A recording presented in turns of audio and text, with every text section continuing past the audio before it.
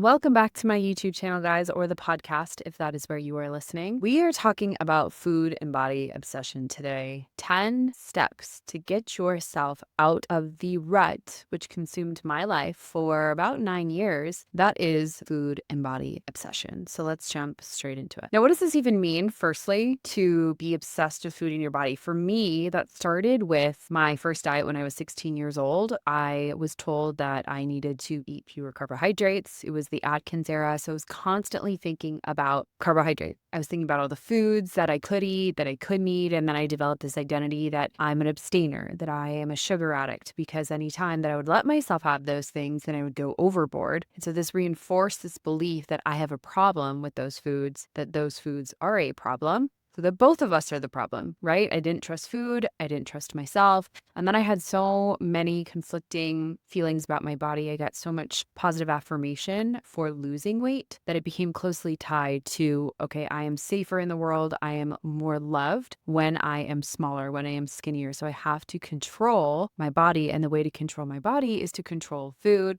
And this permeated into exercise as well, to the point where I didn't know how to feed myself. I didn't know what hunger was. I didn't know what fullness was. I didn't know what foods I actually enjoyed eating. I didn't know what made me feel good, what didn't. All I knew were external rules, and it consumed my brain. Food and my body took up so much of my brain space, and that is no way to live. And it's hard to see when you're in it just how much it has become part of your normal day-to-day life until you're on the other side and you realize, oh my gosh, there's a whole life out there to live. So this is a gift that I hope I can give to you to get you started along the process of freedom. Number one is, what are you hoping to feel by gaining control of food in your body? So is it, well, I'm going to be able to control my body and therefore I will feel more confident. Okay, start feeling those things now. Start doing those things that you think finally gaining control of food will give you, or changing your body will give you. So you might say, well, once I feel confident, then what? Then I will go on the dates. Then I will start posting on social media to start my business. Then I will show up more fully in my friend group. Then I'll wear the clothes that I want to wear. Then I'll go wear a swimsuit more often. Whatever that is, start doing those things now. This will train your brain to stop obsessing so much on food and your body, thinking that is the ticket to the life that you want. When you are the ticket to the life that you want, you can actively choose to experience what you want to experience in this moment. If you want to experience peace, that is why you want to gain control, which is ironic, right? We want peace, but then we're gripping so tightly and it's the antithesis of peace. But okay, I want peace. That's all I want. That's all I wanted once I got to the end of my rope with food, is I just want peace and bliss. Okay, then what will you do once you experience peace? What will peace give you? What does that look like for you? For me, that was, okay, then I can just move my body in the ways I actually want to move my body, instead of feeling like I have to go exercise super intensely and do hard workout every single day. I would let myself just actually enjoy moving my body in a way that felt really good. I'd wake up and just eat things that felt nourishing to me in that moment, taking care of myself, but also sounded good. Not any rules or external input as to what I should or should not be doing. If you are gripping so tightly because you just want a feeling of safety, if I can control and eat perfectly, or I can change my body, then everything in my life will feel safe. Because that's ultimately what we want when we are trying to grip for control, right? Certainty, safety. Okay, so once you have certainty and safety, you have control, then what will you do?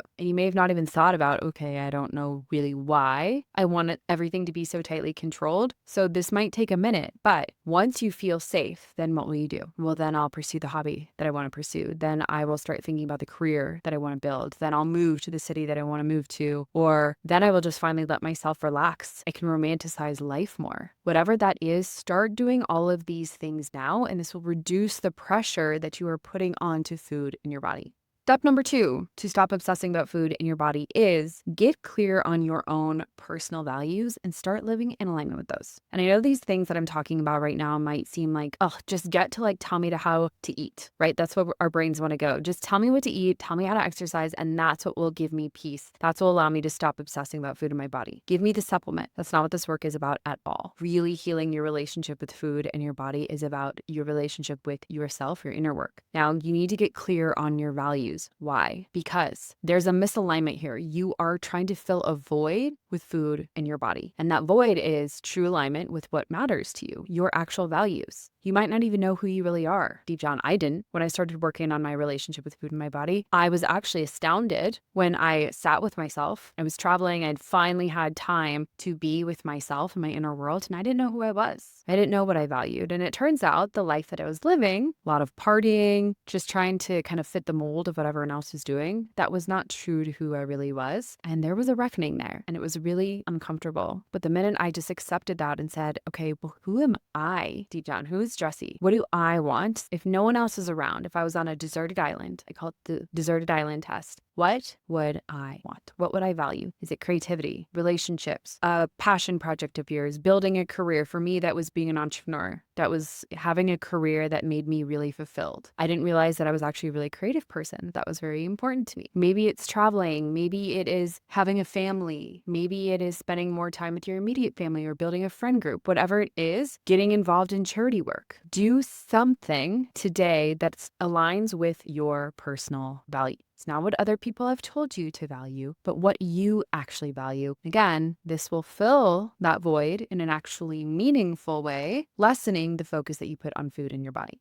The third step to stop obsessing about food in your body is to slowly start to connect to your body. Now, the vast majority of women, if not every single one that I've worked with, certainly the case with me, has never really sat and connected with their bodies. There is a big disconnect there. And this makes sense, right? Because everything is about making decisions with your head and a militant force, right? I'm going to force my body into submission. I'm going to have all these rules about food that come from my brain and from fear and control, and from someone else telling me rather than me telling me, making decisions with my body. So I want you to slowly, and this can feel uncomfortable if you haven't done this, so this is why I'm emphasizing slowly, start to feel what it feels like in your body. Might just be, okay, I'm going to feel my fingertips. I'm going to feel the tips of my toes. I'm going to feel what my stomach feels like as I'm eating. How does it feel after? How does my energy feel? And if you're afraid of connecting with your body because there's a lot of emotion in there, the biggest piece of advice I can give you is that it's so human.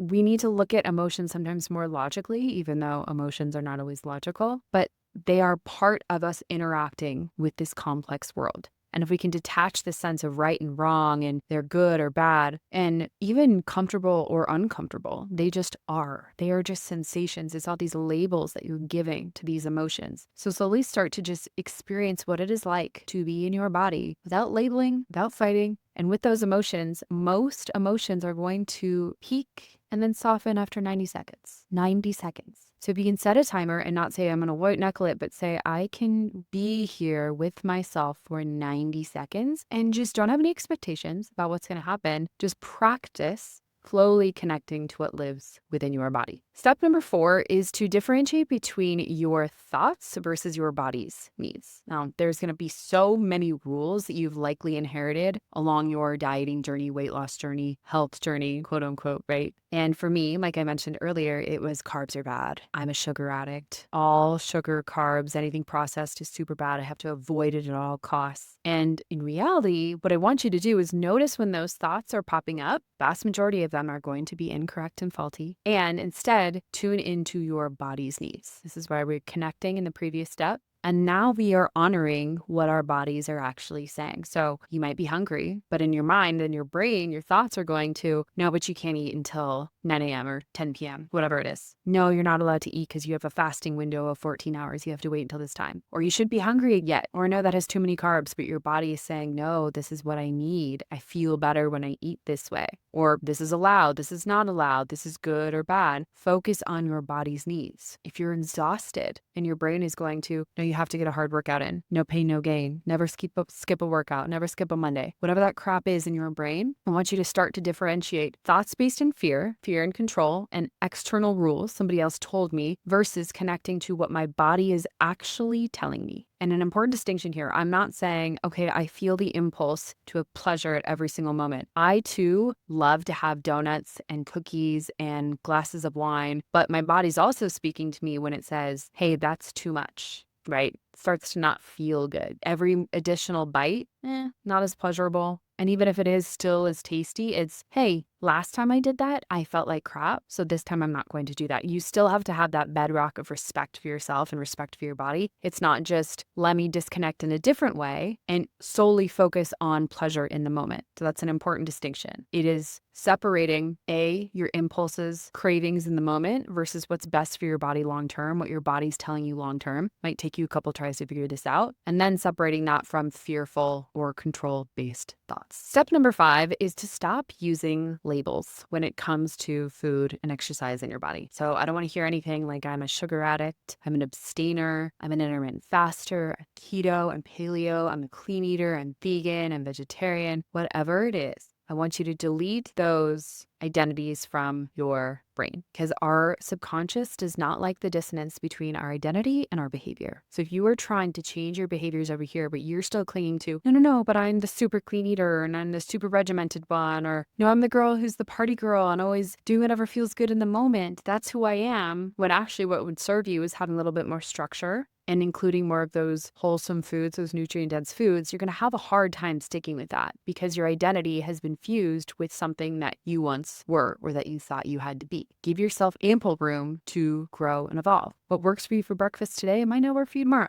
And if you're trying to change from having a relationship with sugar or processed foods where you feel like it's very contentious and you feel like you're out of control, the worst thing you can do is tell yourself, I'm a woman who doesn't have any control with these foods, because you are never going to change your behavior from that place. In the next step, we're going to discuss what to do instead. Step number 6 is to start using labels rooted in your values. So instead of the actual behaviors themselves, so what that looks like in terms of the outcome, eating sugar, eating certain things, not eating certain things, whatever it is, type of exercise you do, I'm a CrossFitter, Pilates girl, weightlifter, whatever. I want you to focus on, I'm a woman who blank when it comes to values. So I'm a woman who respects herself. I'm a woman who respects her body. I am a woman who values taking care of herself in a greater context. That includes being adventurous and spontaneous, right? I'm a woman who loves to experience pleasure when it is done in the right context, when it's worth it to me. I'm a woman who values quality in my life and how I treat myself and the foods I choose to eat a lot of the time. I'm a woman who is flexible, right? So focus on rooting yourself in values because this can take so many different forms and is so dependent on the context. The most self-respecting thing for me to do in one moment might be to have the glass of wine. Tomorrow, it might be to say no to the glass of wine. Might be to be lifting weight for the next couple months. Then it might be doing more Pilates, more walking, whatever it is. There's a lot of flexibility there. Instead of rooting into certainly not fear, but labels that have to do with the way that you're actually eating and exercising. And certainly when it comes to your body, stop saying I'm the girl who always struggles with her weight. I'm the overweight girl, or I'm the shredded girl. I'm the super fitness girl. I'm the girl with the six pack all the time. You're none of those things. You're a woman who treats herself with respect, if that is a value of yours, and values her well-being. Just consider how much wiggle room that gives you to grow and evolve and do what is best for you.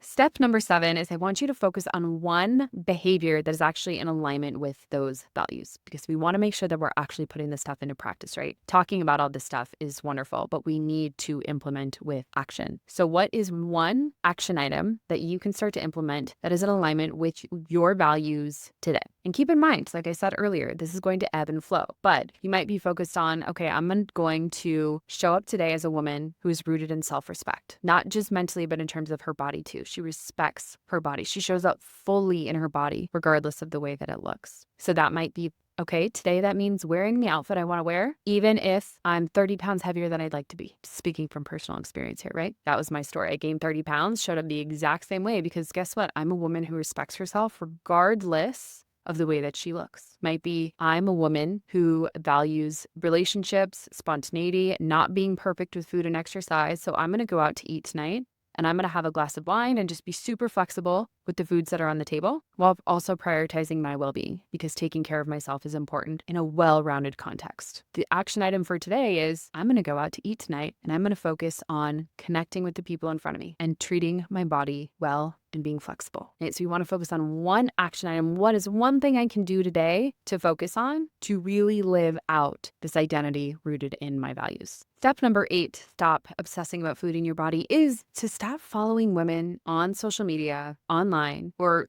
maybe you even need some space with these women in your personal life who interact with food, exercise in their bodies in a way that makes you feel doubtful of the way that you are feeding yourself, treating yourself, exercising your own body. Instead, Either A, follow other women who have a wide variety of different ways that they move their bodies, they eat, and they are, again, focused on those values, right? They're all living from a place of self-respect, of a full life, of an adventurous life, whatever's important to you, showing your brain that it can look a million different ways. Or maybe you have one specific type of energy that you want to bring to food. You only want to follow women who are eating intuitively because that's something you really want to embody right now. Great. Get rid of every other woman online. You can mute them if you don't want to unfollow them and only focus on those who are embodying that. If you want to focus on women who are more structured and they're really focused on their health and they're focused on more quote unquote clean eating because that feels really nourishing to you, remember, it's all about the intention, then follow those women. But I would also encourage you to make sure that's not done in one rigid way. Focus on expanding your horizons, your brain's concept of how many different ways there are out there to eat and exercise, move your body. When it comes to body confidence, follow different women who have different bodies than you, or follow women with a similar body type to you who are showing up so powerfully and confidently, rather than if you are 200 pounds and you're just following a bunch of women who are 120 pounds sitting there being like, well, there's a problem with me. No, there's not a problem with you. It's just that you are only showing yourself one very, very small portion of reality. Start to show your brain what is possible for you from that bedrock of alignment with your own personal values. Step number 9 is to move your body every single day, but be very flexible with the how. I got a lot of flack for this back in 2020 when we know what 2020 was about, right? Where people were saying I was ableist, I'm not sure if I'm saying that correctly, encouraging women to move their bodies every single day because some women aren't able to. Okay, with that context, in the ways that you are able to. But it is so important for our overall well-being. This is not coming from a place of punishment or control or you have to force yourself. This is a true element of self-care, moving your body. It's so important for our brain. It's important for our bodies, for every aspect of our health to move our bodies. That might be walking today. That might be weightlifting tomorrow. It might be going for a run. It might be going to a berries class. Whatever that looks like, just move your body. And instead of focused on, I have to exercise and everything needs to be intense. That was my only frame of reference for a really long time of moving my body was intense exercise versus I could go to yoga. I could go walk my dog for 30 minutes. I can do some kind of intuitive flow at home. Whatever feels good to me, I would encourage you to tap in again to your body's needs in that moment and what actually feels good to you. You might wake up and say, I have a lot of energy that I need to release. I'm going to go for a run or I'm going to go do some sprints. You might say, wow, I'm really tired today. I feel like my body needs something slower. I want to tap into my body. Great. Doing some kind of yoga or maybe slower Pilates flow might be what you need. Be flexible with what it looks like every single day, but still show up for yourself, for your body, for your brain with movement every single day. Finally, step number 10 to stop obsessing about food in your body is to stop staring at yourself in the damn mirror. Stop staring at yourself. And if you are the person who walks by the mirror and lifts up her shirt or checks on her cellulite on her butt or her thighs and pinches her body and blah, blah, blah, this is going to be so important for you. I need you to stop putting so much focus on your body and start putting all of your focus on your life. Okay, we're connecting to our body from a place of respect and understanding our body's needs, not being hyper-focused on our appearance. And this is so liberating once you really allow yourself to sink into it. I remember there were times where I would go to the bathroom and I would come out and I hadn't looked at myself at all. And I later realized I had a bunch of stuff in my teeth or on my face. But it was so liberating to just be like, oh, I don't have to care about this. I can just let my appearance be what it is and put my focus on who I am as a person, on how I'm treating myself, how I'm treating others, how I'm interacting with the person I'm out to dinner with. I can focus on, how do I want to start my day today instead of walking in front of the mirror and checking my body to see if I needed to shame myself in that moment for whatever reason. Focus on your life, how you feel, taking care of yourself, and step away from the mirror. Take a quick glance. My outfit looks fine. My makeup is not a mess. My hair looks good. It's fine to want to look good by all means. But for this period of time where you've had so much obsession, we need a break. We need a break. As I mentioned earlier, these steps are not your typical surface level, do this, don't do that, when it comes to eat this, exercise like this. Nonetheless, This is the real work that is required for you to completely transform, which is what I want for every woman, the way you interact with food, your body, exercise, and ultimately yourself. And it is the best work you will ever do if you have struggled with food, your body, with exercise in any way, shape, or form. You don't even realize how much freedom and peace and confidence is on the other side of doing this work. If you'd like to take it a little bit further, I do have a free training, 4 steps to stop obsessing about food and the top 3 mistakes that you are likely making. And I also have a bunch of other resources linked in the notes below, regardless if you are listening to this on the podcast or YouTube. They are all linked in the notes, and I will see you guys in the next episode.